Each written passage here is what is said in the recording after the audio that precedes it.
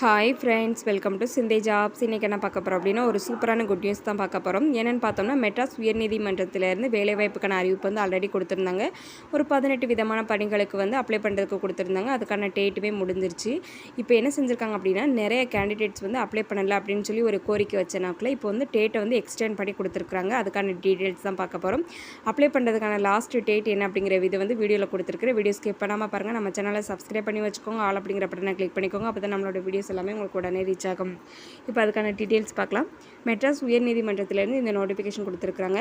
விண்ணப்பதாரர்கள் மேற்கண்ட அறிவிக்கையில் குறிப்பிடப்பட்டுள்ள பதவிகளுக்கான இணையதள விண்ணப்பத்தை பதிவு செய்ய மற்றும் விண்ணப்பங்களை சமர்ப்பிக்க கால அவகாசம் அப்படிங்கிறது வந்து நீட்டிக்கப்பட்டிருக்கு அப்படின்னு சொல்லி கொடுத்துருக்குறாங்க.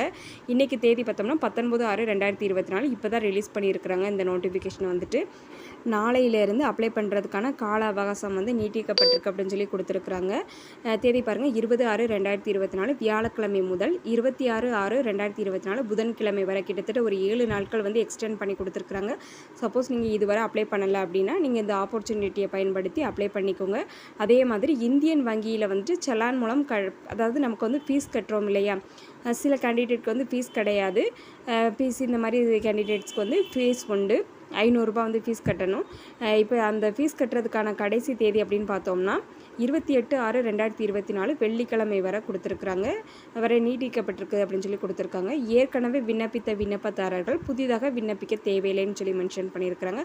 சப்போஸ் நம்ம ஆல்ரெடி அப்ளை பண்ணியிருக்கிறோம் அப்படின்னா நம்ம வந்து புதுசாக வந்து விண்ணப்பிக்க தேவையில்லை, அதுவே போதும்னு சொல்லி கொடுத்துருக்குறாங்க.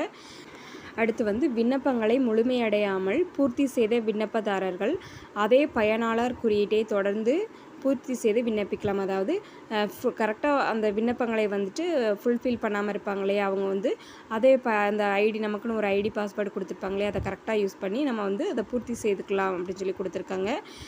இது வந்து இன்றைக்கி தான் இந்த ரிலீஸ் பண்ணியிருக்கிறாங்க. 19/6/2024 அன்றைக்கி இந்த நோட்டிஃபிகேஷன் வந்து கொடுத்துருக்குறாங்க. எதுவும் டவுட் இருந்துச்சுன்னா கமெண்ட் பாக்ஸில் கமெண்ட் பண்ணுங்கள்.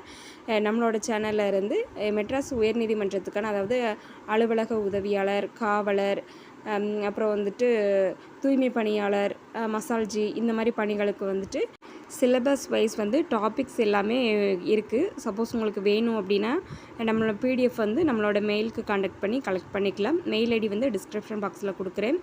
எதுவும் டவுட் இருந்துச்சுன்னா கமெண்ட் பாக்ஸில் கமெண்ட் பண்ணுங்கள். நம்மளோட வீடியோ உங்களோட ஃபேமிலி அண்ட் ஃப்ரெண்ட்ஸ்க்கு ஷேர் பண்ணுங்கள். மேபி உங்களுக்கு யூஸ் ஆகலாம். நம்ம சேனலை லைக் பண்ணுங்கள், ஷேர் பண்ணுங்கள், சப்ஸ்கிரைப் பண்ணுங்கள். Thank you friends.